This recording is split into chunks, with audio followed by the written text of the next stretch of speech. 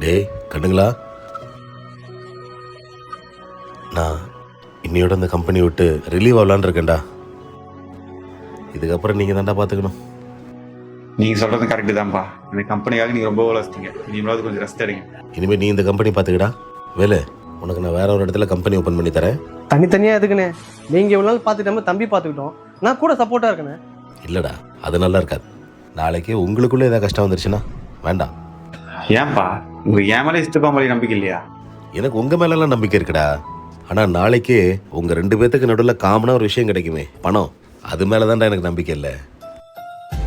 நாளைக்கு அவன் ஏதாவது சொல்ல போய், அவன் சின்ன பையன், அவன் சொல்கிறத நம்ம எது கேட்கணும்னு நீ நினச்சாலோ, இல்லை இது நம்ம அப்பா கடை, அவர் சொல்கிறத நம்ம எது கேட்கணும்னு நீ யோசிச்சாலோ, அன்னைக்கு ஏற்படும்டா அவங்க 2 பேருக்குள்ளேயும் மனஸ்தாபம். நிறைய உறவுகள் தேடி வர்றதும் அந்த பணத்தால் தான், நிறைய உறவுகள் பிரிஞ்சு போகிறதும் அந்த பணத்தால் தான். அதனால தான் அவங்க 2 பேர்ட்டையும் நான் இதெல்லாம் சொல்லிட்டு இருக்கேன்.